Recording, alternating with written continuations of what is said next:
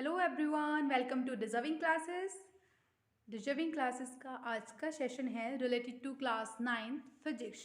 In this video we will study about an important topic for examination, that is equation of uniformly accelerated motion, यानी motion की equation. हमने इसके first part में देखा था, क्या फर्स्ट इक्वेशन प्रूफ करी थी, how to proof v is equal to u plus a t. I hope कि आपको बहुत अच्छे से समझ आ गई होगी कि v is equal to u plus a t किस तरीके से हमें प्रूफ करना है। इसी तरीके से मोशन की सेकंड इक्वेशन है।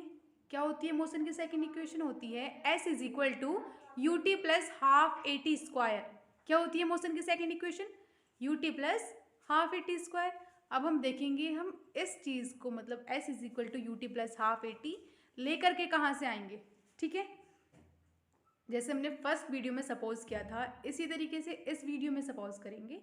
क्या चीज़? इस सेशन में जो है सेकेंड इक्वेशन प्रूफ कर रहे हैं, तो जब सेकेंड इक्वेशन आप प्रूफ करोगे तो फर्स्ट इक्वेशन का सहारा लेना बहुत ही ज़्यादा इंपॉर्टेंट है। होता है या नहीं?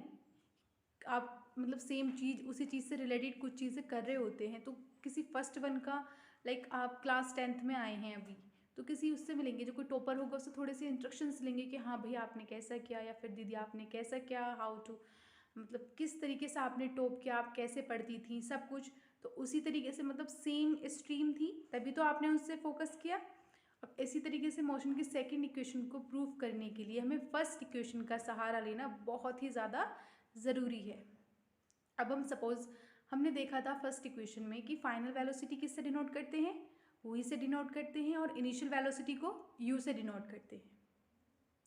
t इक्वल होता है टाइम और a इक्वल होता है एक्सलरेशन। सिर्फ इसमें एक नई चीज़ बढ़ी है, दैट इज डिस्टेंस। क्या क्या सपोज करेंगे? Suppose a body travel distance कितनी, s। एक बॉडी है जो कितने डिस्टेंस ट्रेवल कर रही है, s। कितने टाइम में? t टाइम में।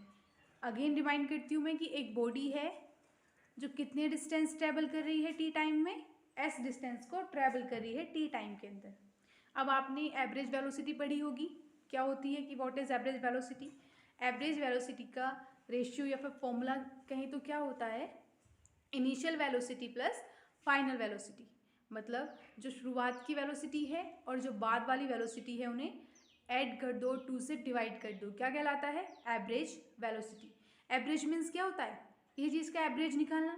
तो यहाँ किस चीज़ का एवरेज निकाल रहे हैं हम? वेलोसिटी का एवरेज निकाल रहे हैं। तो एवरेज कैसे निकालते हैं? मतलब 2 से डिवाइड करते हो तभी तो एवरेज आता है। कि आप एवरेज निकालो, जैसे कि आप 50 किलोमीटर चल गए, एवरेज लाइक कितने, आपकी बाइक कितनी चल गई, एवरेज निकालना तो आता होगा। इसी तरीके से क्या है, एवरेज वेलोसिटी है। तो एवरेज वेलोसिटी क्या होती है? इनिशियल ले लो और फाइनल ले लो, 2 से डिवाइड कर दो, तो क्या निकल जाएगी? एवरेज वेलोसिटी निकल जाएगी।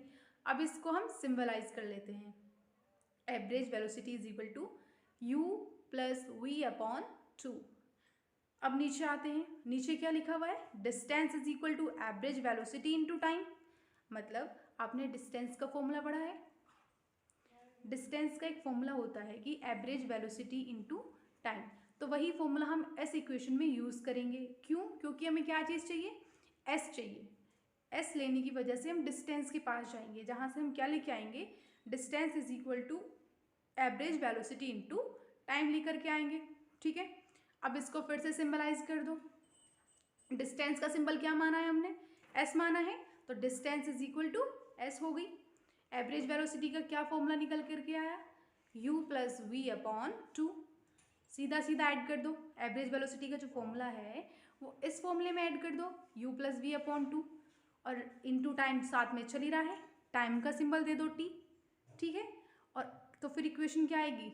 s is equal to u plus v upon 2 into t. इसे क्या मान लेंगे हम? इक्वेशन 1। अब क्या करोगे? इक्वेशन 1 आ गई, इसके बाद यहाँ v की वैल्यू पुट करेंगे। v की वैल्यू कहाँ से पुट करोगे? From equation 1। इक्वेशन 1 किसकी? मोशन की फर्स्ट इक्वेशन।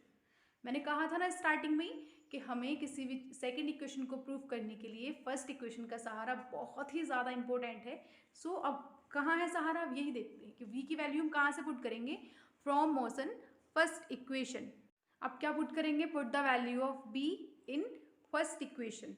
फर्स्ट इक्वेशन में क्या पुट करेंगे? v की वैल्यू कहाँ से पुट करेंगे? मोशन की फर्स्ट इक्वेशन से। मोशन की फर्स्ट इक्वेशन क्या होती है? v is equal to u plus a t. ठीक है, अब v की वैल्यू क्या पुट करेंगे? u plus a T in equation 1। Equation 1 is कौन सी इक्वेशन 1 हमारी? क्या आई थी अभी?